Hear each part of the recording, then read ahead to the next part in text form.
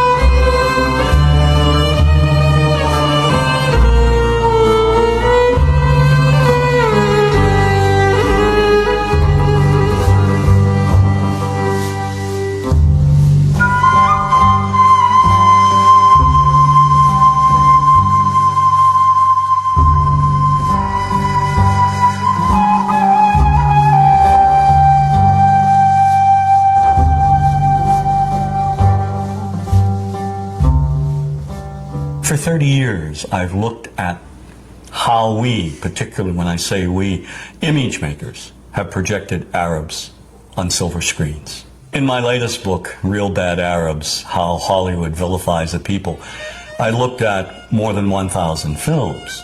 Films ranging from the earliest, most obscure days of Hollywood to today's biggest blockbuster.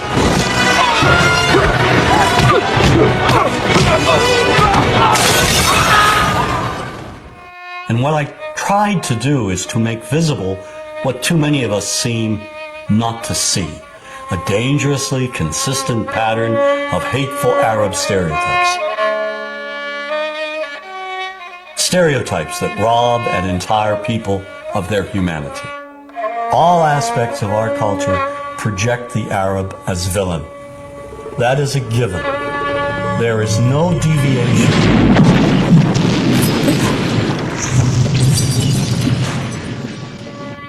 We have taken a few structured images and repeated them over and over again. You are hostages of the Holy Freedom Party. Now, whether one lives in Paducah, Kentucky or Wood River, Illinois, we know basically the same thing. Listen to the sound, Jesus, of our God. We know the mythology. The mythology, namely Hollywood's images of Arabs. We inherited the Arab image primarily from Europeans. In the early days, maybe 150 years, 200 years ago, the British and the French who traveled to the Middle East, and those who didn't travel to the Middle East, conjured up these images of the Arab as the Oriental other. The travel writers, the artists who fabricated these images and who were very successful, as a matter of fact. And these images were transmitted and inherited by us. We took them, we embellished them, and here they are. When you cross the mountains of the moon into our country, Mr. Tyrone, you will be stepping back 2,000 years. We have this fictional setting called Arabland, a mythical theme park. And in Arabland, you have the ominous music, you have the desert. We start with the desert, always the desert as a threatening place. We add an oasis, palm trees, a palace that has a torture chamber in the basement. The pasha sits there on his, posh cushions with harem maidens surrounding him. None of the harem maidens pleasing, so they abduct a blonde heroine from the West who doesn't want to be. Since the founding of the State of Israel in 1948, when we visit Arabland, our support has never wavered. We must be aware of the instant American administration has made it clear whose side we're on. But we have the property masters of Hollywood going around, and they're cladding the women in see-through pantaloons, belly dancing outfits. They're giving the Arab villains scimitars, these long scimitars. We see people riding around on magic carpets. Turban charmers programming snakes in and out of baskets. Yesteryear's Arabland is today's Arabland. You are late. 1,000 apologies, oh patient one. You have it then. I had to slit a few throats, but I got it. Disney's Aladdin was seen by millions of children worldwide. It was hailed as one of Disney's finest accomplishments. But the film recycled every old degrading stereotype from Hollywood's silent black and white past. Oh, I come from a land, from a faraway place, where the caravan camels grow, where they cut off your ear if they don't like your face. It's barbaric, but hey, it's home. Where they cut off your ear if they don't like your face. It's barbaric, but hey, it's home. Now, how could a producer with a modicum of intelligence, just a modicum of sensitivity, let a song such as that open the film? But this moves way beyond one song. You must be hungry. Here you go. You'd better be able to pay for that. Do you know what the penalty is for stealing? No, please! The Arab is one-dimensional caricature, cartoon cutouts used by filmmakers as stock villains and as comic relief. And so over and over we see Arabs in movies portrayed as buffoons, their only purpose being to deliver cheap laughs. You see this in the Joey Heatherton film, The Happy Hooker Goes to Washington. Every night I was forced to perform unspeakable acts with circumcised dogs. Oh, dogs are better than sheep. They're cleaner, I know, I've tried both. And over again they're portrayed as inept. So, in a movie like True Lies, not only are the Arabs dangerous, they're also incompetent. We are all prepared to die. One turn of that key, 2 million of your people will die instantly. What key? That key! Who's taken the key? One actor who excels in his portrayal of Arabs as buffoons is Jamie Farr in Cannonball Run 2. I have a weakness for blondes and women without mustaches. All the stereotypes are here. Too rich and stupid to know the value of money. Get me 12 sweets. Better yet, the entire floor. And of course he's oversexed, lecherous, uncontrollably obsessed with the American woman. Here, my desert blossom. Give the change. Have you ever considered joining a harem? And so another pattern is the lecherous Arab. In Jewel of the Nile, Sheikh Omar tricks Kathleen Turner. How? He convinces her to come with him to Arabland. Then he imprisons her. You stay here and you write what I tell you to write. We see the same sort of ominous seduction and protocol. The entire plot revolves around an Arab emir's infatuation with the blonde, blue-eyed Goldie Hawn. In the Bond film, Never Say Never Again, Kim Basinger is abused by the most sleazy-looking Arabs imaginable. She's tied to a pole, stripped to her underwear, and auctioned off to primitive-looking Bedouins. And in Sahara, Brooke Shields is also kidnapped and presented to the lecherous Arab sheikh for his own perverted pleasure. Get away from me, you dirty pig! More than 300 movies, nearly 25% of all Hollywood movies that in one way or another demean Arabs contain gratuitous slurs, or they portray Arabs as being the butt of a cheap joke. We were going on a Mecca, see, and the plane is full of Arabs with these animals. Goats, sheep, chickens. I mean, they don't go anywhere without their goddamn animals. We had to put plastic in the cabins. You know, they urinate, they defecate. You have films by Neil Simon, like Chapter 2.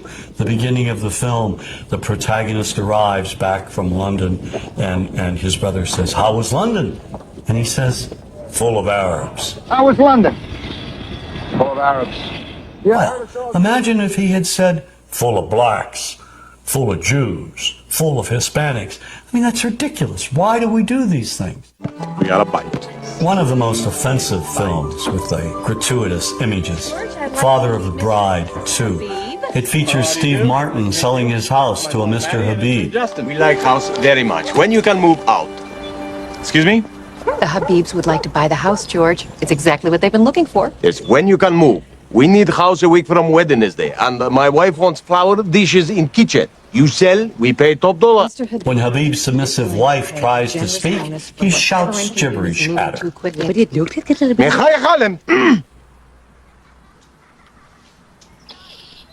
And then he offers Martin a $15,000 cash bonus to move out in 10 days. Making real estate history here, George. When Martin tells Mr. Habib that he doesn't want to sell the house after all, he finds Habib's wrecking crew there, ready to demolish his beautiful home. And in a scene that calls to mind one of the most degrading stereotypes of the Jewish people, Mr. Habib demands an extra $100,000 to sell the house that he has owned for just a day back to Martin. You want me to take out a loan on something I owned free and clear just 24 hours ago? Well, that is up to you, George. Your path, your fence, your memories. Now, if you looked at the other Father of the Bride films, Elizabeth Taylor, Spencer Tracy, there were no Arabs or Arab Americans. So why does Disney inject these horrific, sort of offensive characters in Father of the Bride Part 2? It's the same reason that in Gladiator, the slave traders who kidnapped Russell Crowe and bring him back to Rome are Arabs. Right. I mean, this is ridiculous. I mean, why does Hollywood inject Arabs, scenes of Arabs, and or slurs demeaning Arabs in movies having nothing to do with the Middle East? So you're sitting like I am, for example, watching Back to the Future. Oh my God. About a mad scientist. Tell me, I don't know how. And yet, early on in the film, we see these ugly, inept Libyans with machine guns in a parking lot trying to gun down the protagonist. I mean, why?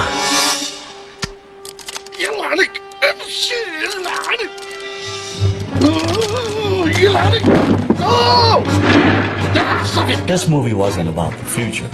It was the same old stereotyping from the past. And the same goes for Hollywood's view of Arab women. The Arab woman today is bright, intelligent. She's someone who is exceeding in all professions, and yet this reality still is being denied us on silver screens. The highly sexualized belly dancer has been with us from the beginning of Hollywood's history, inspired by early images of the Orient as the place of exoticism, intrigue, and passion. But in recent years, this image has dramatically changed. The Arab woman is now projected as a bomber, a terrorist. Added to this image is what I call bundles in black. Veiled women in the background, in the shadows, submissive. It seems the more Arab women advance, the more Hollywood keeps them locked in the past.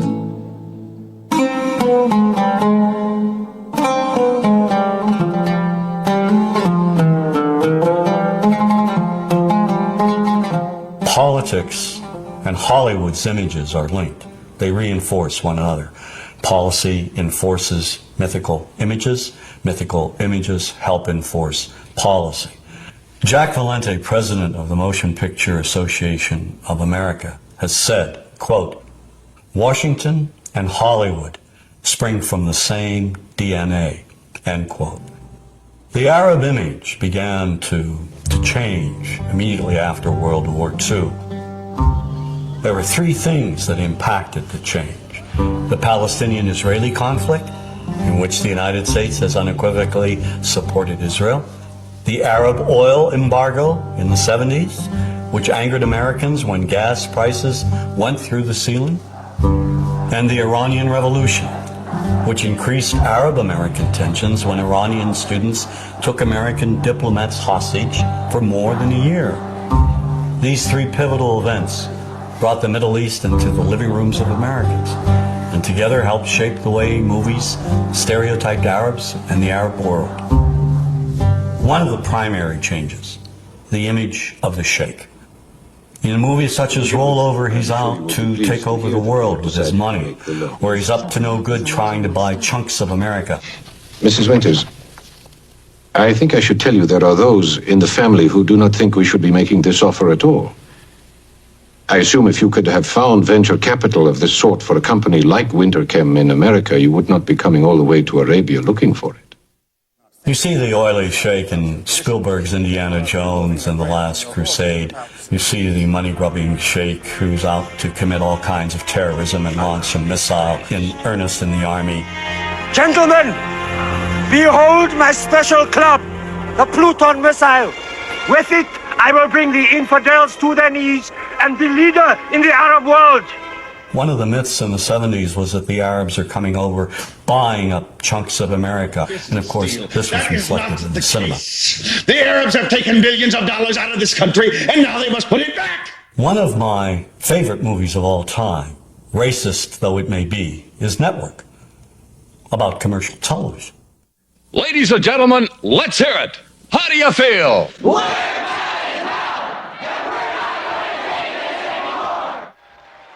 Network features a TV anchor rising to superstardom. How? He unleashes wild rants against the system on the air. But he directs the angriest of all his rants at Arabs, who he says are buying up America. They're buying it for the Saudi Arabian Investment Corporation.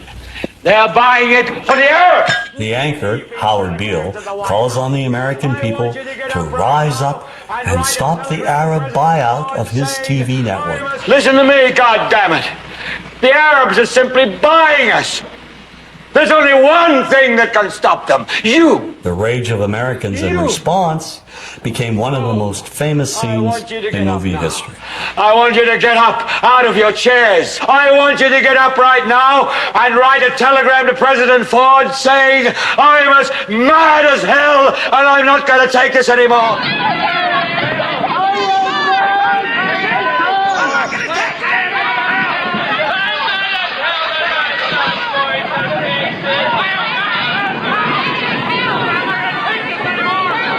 This kind of anger, the anger born of fear, all of it in response to a perceived conspiracy and threat by a specific group of people, well, we've seen and heard this before.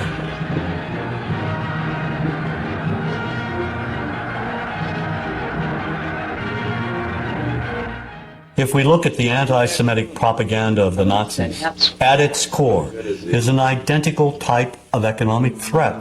This economic myth even made its way into children's books. Sadly, the popular image of Jews in Nazi propaganda resembles the popular image of Arabs in some of our most beloved Hollywood movies. The only difference being that the Arab usually wears a robe and headdress.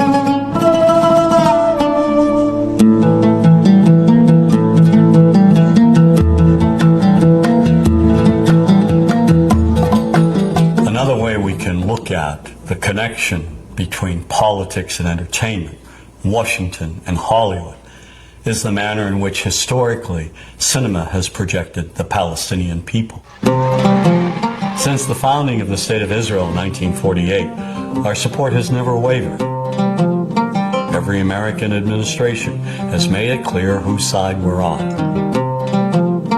In contrast, Washington's policymakers have failed to support the millions of Palestinians who have been made refugees and who have lived lives of poverty and squalor as a result, while policies impact opinions.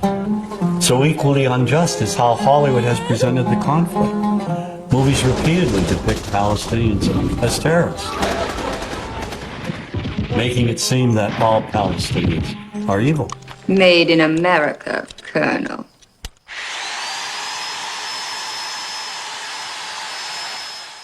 Now that image has been perpetuated by Hollywood films, beginning with the film Exodus.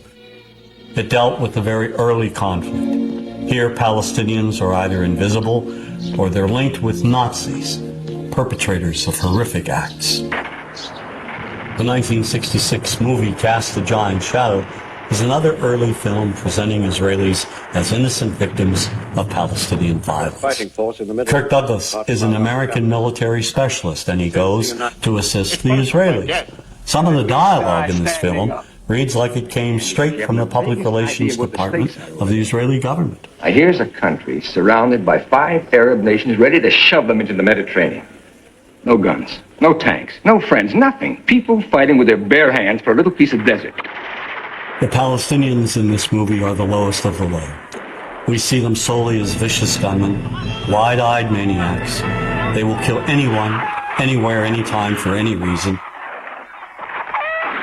There's one brutal image in particular of a burnt-out bus with a dead Jewish woman tied to its side, with the Star of David carved into her back. And when the Palestinians finally speak, they mock and psychologically terrorize another woman trapped in a bus.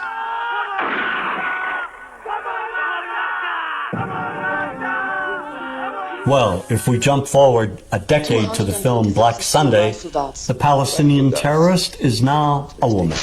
Striking where it hurts them most, where they feel most at home.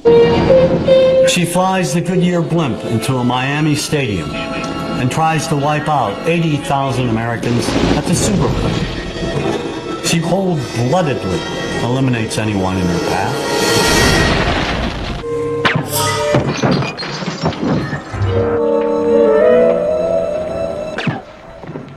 The movies that we see basically follow Washington's policies. It's reflected in the cinema over and over again, particularly during the 1980s and the 90s, where you had perhaps 30 films which showed Palestinians as a people who were intent on injuring all Americans. How may we help you, Jad? One of the most despicable portrayals of Arabs and Palestinians occurs in the 1987 film Death Before Dishonor. First, they murder a guard, and then slaughter an Israeli family.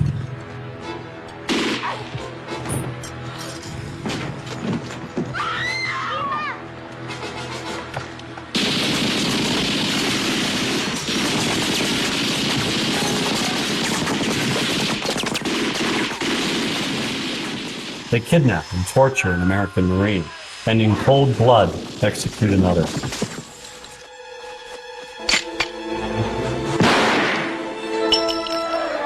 And they burn the American flag right in front of the American embassy, and then dispatch a suicide bomber to blow it up.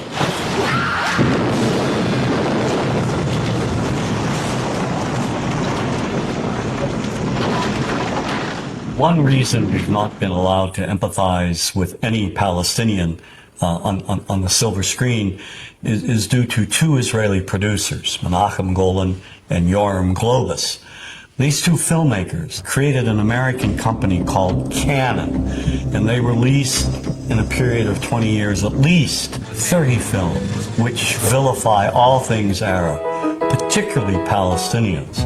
They even came out with a film called Hell Squad, showing Vegas showgirls trouncing Arabs in the middle of the desert.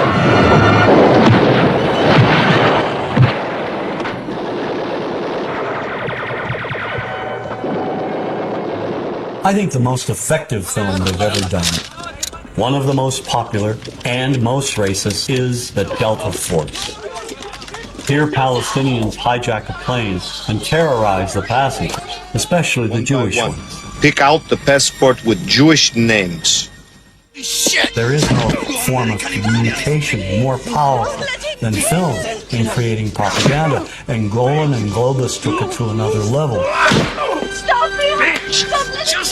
Certainly American producers play a role in vilifying Palestinians. I mean, perhaps the most anti-Palestinian film is True Lies. This apparently is the same group which just detonated a nuclear bomb in the Florida Keys. Crimson Jihad will rain fire on one major U.S. city each week until our demands are met. This film is shown on television almost every week, over and over again. It is part of our visual heritage. Give me the key. Come on, child. You don't want to die, do you? Give me the key. And you won't get hurt! I give you my word! No way, you wacko! And we never see Palestinians who suffer under occupation, Palestinians in refugee camps, Palestinians who are victimized, who are killed, innocent Palestinians. These images are denied us. Now, why are they denied us? Is there an unwritten code in Hollywood saying we cannot and will not humanize Palestinians? I mean, why can't we humanize Palestinians in the same manner in which we humanize Israelis? Is not the life of a Palestinian child, media-wise, Hollywood-wise, politically-wise, as important, as humane, as valuable as the life of an Israeli child? And if the answer to that is yes, why can't we see that on silver screens?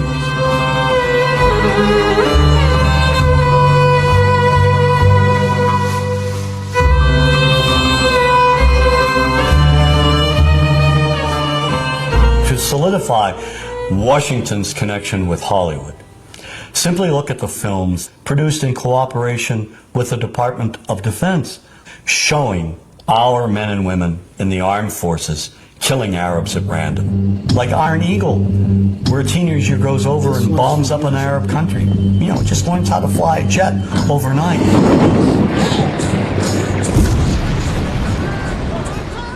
And then, of course, Navy SEALs, where Charlie Sheen goes over to Lebanon and obliterates scores of Arabs. All right, Chief. Let's go tag him and bag him. Of all the Department of Defense films, the one that will stand the test of time as being the most racist is Rules of Engagement.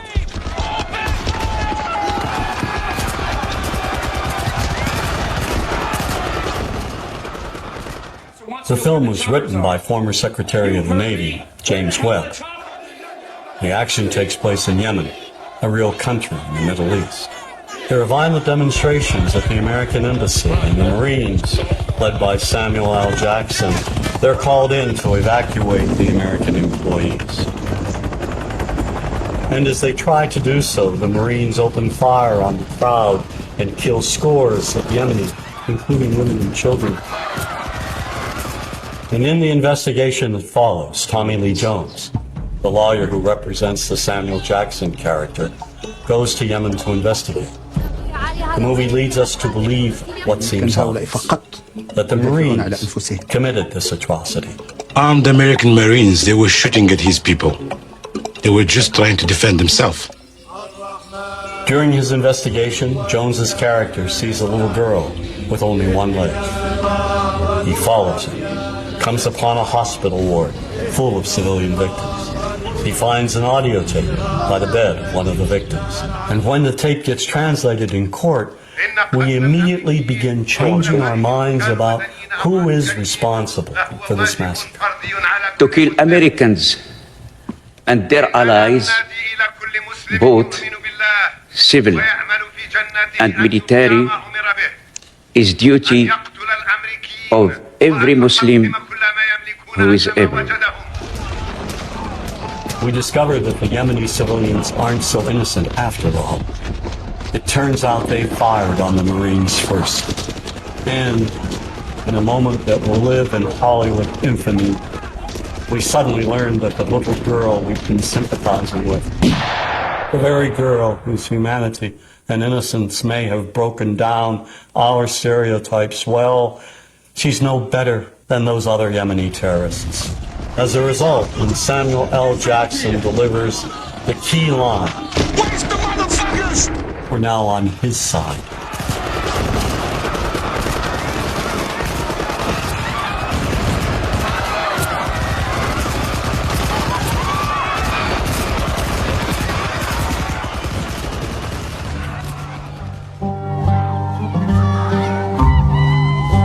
Why does this matter? Because in the end, the massacre of even women and children has been justified and applauded.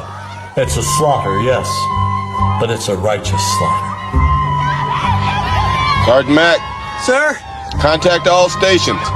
Mission complete. The humanity is not there. And if we cannot see the Arab humanity, what's left? If we feel nothing, if we feel that Arabs are not like us, or not like anyone else, then let's kill them all. Then they deserve to die, right?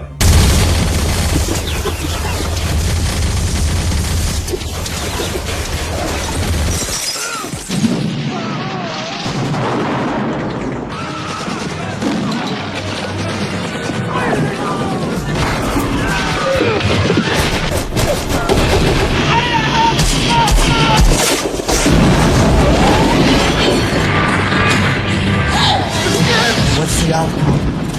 What do Arabs think of us that see these movies? Because these movies are rented 25 cents American in Egypt. Movies showing us killing them. What do they walk away with? Does this bring us closer together? Does this advance peace? Or does it separate us? You're fired.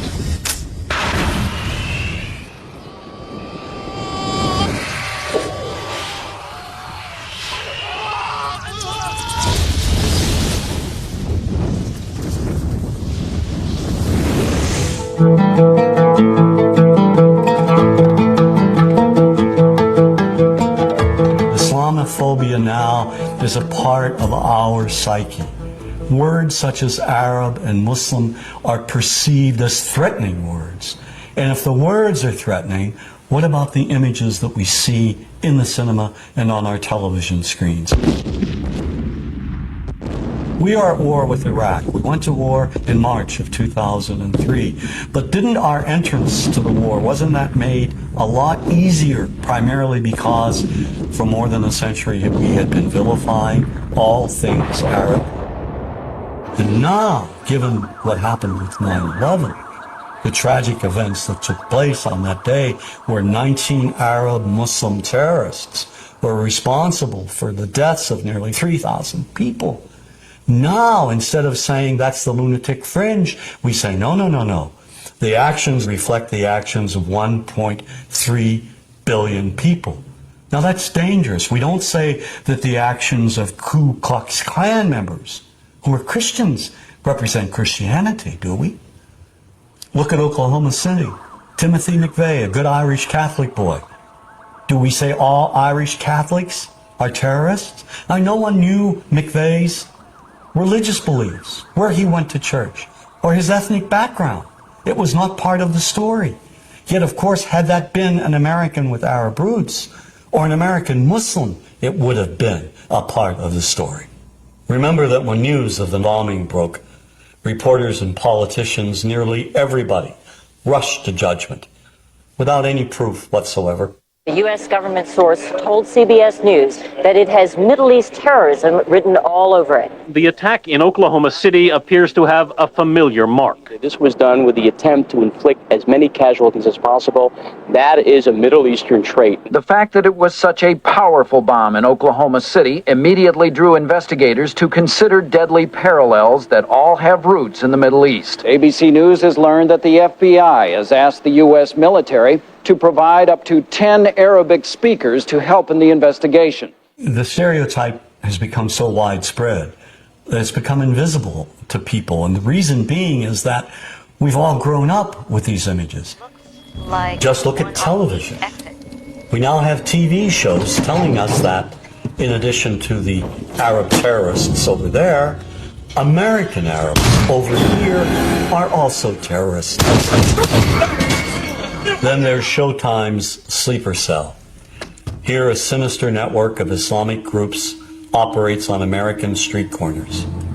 Any homeless man could be part of this network. Even Western-looking Arabs are part of this anti-American conspiracy. We're at war with America, period. And we're going to win that war by convincing enough Americans through the spread of fear, insecurity, and terror to change their ways. And the best way to teach that lesson is by attacking them where they live, work, and play. And this paranoia runs deep. Just take a moment and flip through some of our most popular religious channels. Islam, a religion of 2 billion members that's growing by 50 million people annually. nearly every major terrorist network in the world is led by Islamic fundamentalists. Islam is, as we have seen, a religion that teaches the violent subjugation of all non-Muslims. It promises paradise to terrorists and makes the vilest deed a thing of beauty in the eyes of Allah. So when innocent Arabs are killed, when they're bombed, maimed, wounded, when they're tortured in places like Abu Ghraib, is it really any surprise that we don't feel any compassion? Or worse, make light of it? This is no different than what happens at the Skull and Bones initiation, and we're going to ruin people's lives over it, and we're going to hamper our military effort. You ever heard of emotional release? You ever heard of need to blow some steam off? Well, yeah, sort of like hazing, a fraternity prank, sort of like that kind of fun. But the point is, everybody's been saying that this came from the top. Care about them. We've been preconditioned to think that those innocent civilians, clones of Al-Qaeda and Saddam Hussein, are one and the same and do not merit our sympathy, our understanding. And that's very dangerous. According to the FBI, hate crimes in America targeting Muslims or people who just appear to be Middle Eastern surged in the aftermath of 9/11. Since 9/11, if you are an Arab American or a Muslim American and you go to an airport, you're automatically profiled. Numerous thousands of Muslim Americans were rounded up and detained without due process. Many people, particularly immigrants, lost their jobs. This college student who asked not to be identified says a recent meeting with police left him feeling like a criminal. I was just very scared, anxious, nervous, and I just wanted to get it over with. He was one of several thousand men of mostly Arab descent who were interviewed. So there is this cloud, with the hate crimes, with the profiling, with being rounded up. Again, I think this illustrates the power of film, that in spite of the reality, in spite of the material that we know to be true, we still embrace the mythology. The mythology is still a part of our psyches. Stereotypes take a long time to wither away. And for many of us, we're comfortable with our prejudices. We don't want to change. We've grown accustomed to this face.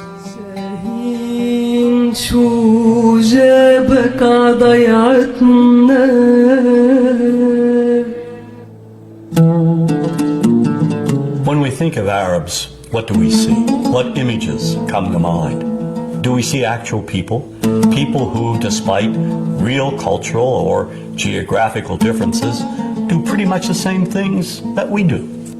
When we think of Arab women, what images come to mind? Do we see women who laugh and play and who adore their children?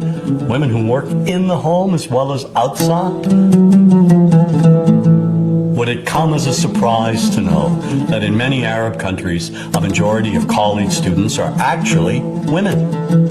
What's our immediate image of Arab men? Do we see loving fathers? Men who want to provide for their families? What about Arab teenagers? Do we see them the way you would think about teenagers in other parts of the world? Then there's religion in the Arab world. Do we see it as all-encompassing, dominating everything else? Do we know that even though faith plays a huge role in the Arab world, just as it does here in the United States, that it's also true that much of the Arab world is quite secular? When we think of Arabs and religion, does Christianity come to mind? Do we remember that there are over 20 million Christians in the region who have lived side by side in harmony with Muslims for centuries? To their credit, some filmmakers have shown Arabs and American Arabs in all their complexities. An excellent way to shatter a stereotype is through laughter, through comedy. So we have comedians. Comedians have done this historically. Black comedians, Jewish comedians. So we see Arab comedians doing this, and this is one way to release the tension. Things on a credit card. True story. Guy behind the counter picked up my credit card, sees the Olive part, looks at me all weird. He's like, "Hey, buddy, what kind of name is that?"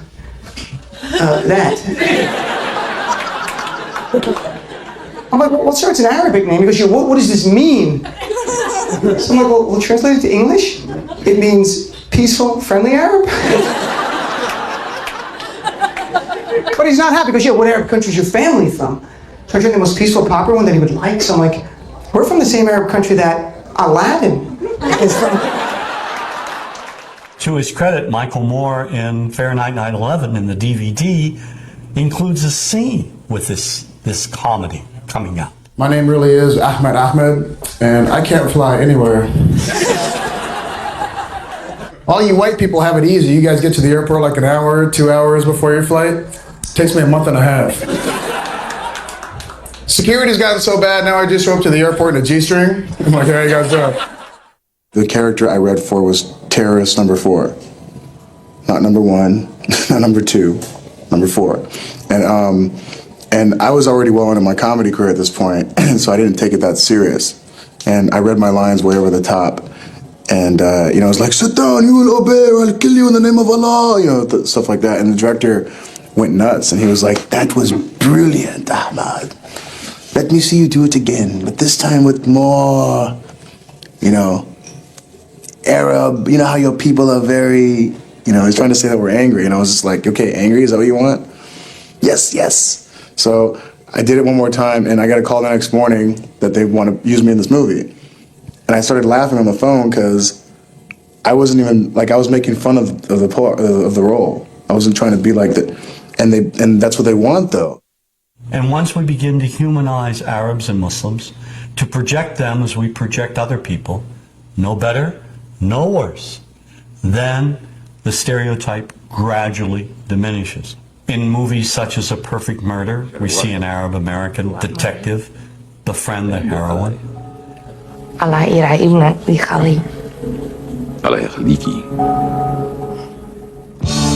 Then there's Three Kings, a movie I served as a consultant on.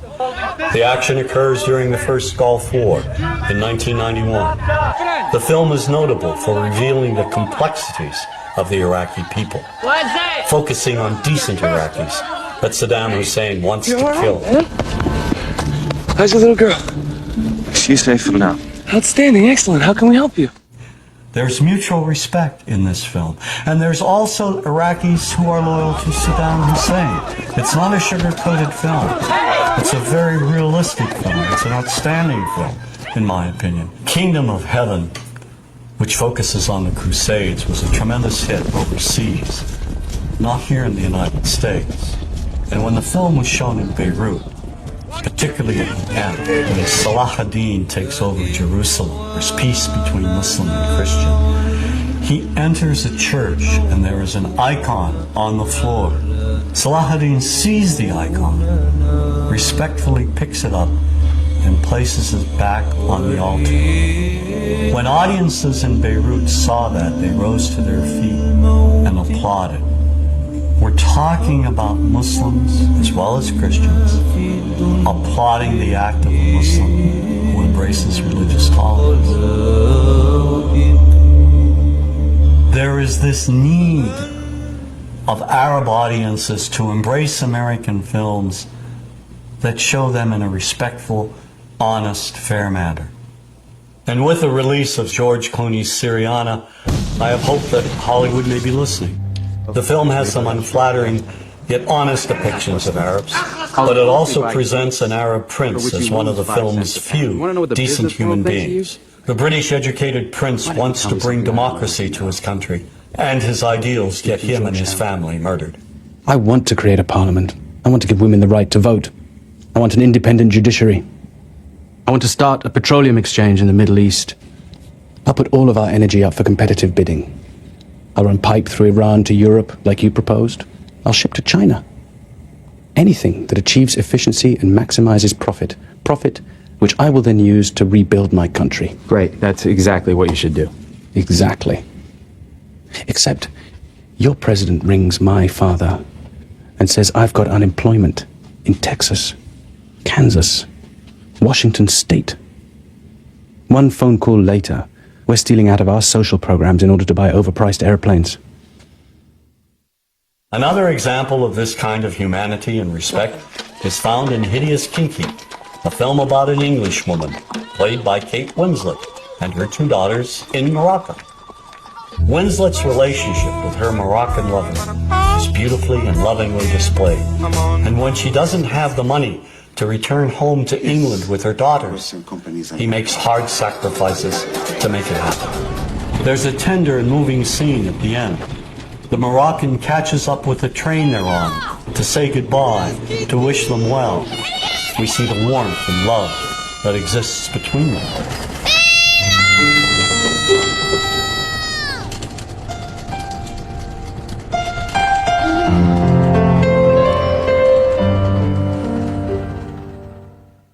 And nowhere is this kind of humanity more visible than in the film Paradise Now, written and directed by Hani Abu Assad.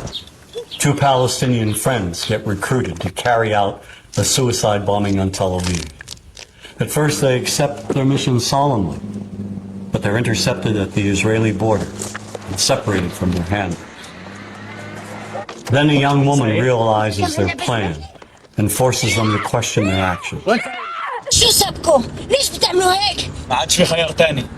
إذا ما نقدرش نتكافئ بالحياة نتكافئ بالموت. إذا عندك القدرة على إنه تموت وتقتل من شأن التكافؤ، ليش بتوجع على إمكانية بالحياة عشان تعيش بالتكافؤ كمان؟ كيف؟ منظمة حقوق الإنسان تبعتك؟ هاي واحدة من الإمكانيات. عقائل هيك ما بنعطي للإسرائيلي عذر إنهم يضلوا يقتلوا فينا. والله العظيم إنك عنياتك. مش حرية بدون كفاح. لازم حدا يضحي بحاله، طول ما في ظلم واحتلال في تضحية. هذا مش تضحية، هذا انتقام. هيك بتقتل وبتصير زيهم. وببدل في الفرق بين الضحية والقتل. الفرق إنه بطل في. These three young Palestinians are different from each other. They're not just crazed terrorists, and they're not just freedom fighters. They're human beings, with all the faults, successes, ideals, and pain of human beings. سعيد رد علي. كان ليش انت هون؟ ليش جيت؟ عشان اكون معاك. تعال نرجع سوا معك. مش حينتصر بهاي الطريقة. احنا نعمل اللي علينا، نجتهد والباقي على الله. بس ربنا كلك فكر قبل ما تعمل. رايحين نموت ناس معانا، مش راح تغير ولا إشي. مش موت اللي حغير. تكمل نضل راح تغير. انا ما عنديش خيار تاني على التكمل. لازم ما تغيرش شيء. رد لازم ما تغيرش شيء. I'm an optimist and I believe in the future, particularly in young filmmakers. The stereotype will change. It will change because young men and women who are entering the profession will see that there has been a grave injustice committed and they'll make attempts to correct it. It's only a matter of time as to when this will happen, but it will take place. Look, we've unlearned many of our prejudices against blacks, Native Americans, Jews, other groups. Why can't we unlearn our prejudices against Arabs and Muslims? What matters is not to remain silent. I think whenever we see anyone being vilified on a regular basis, we have to speak out, whether we're image makers or not. We have to take a stand and say this is morally and ethically wrong to demonize a people.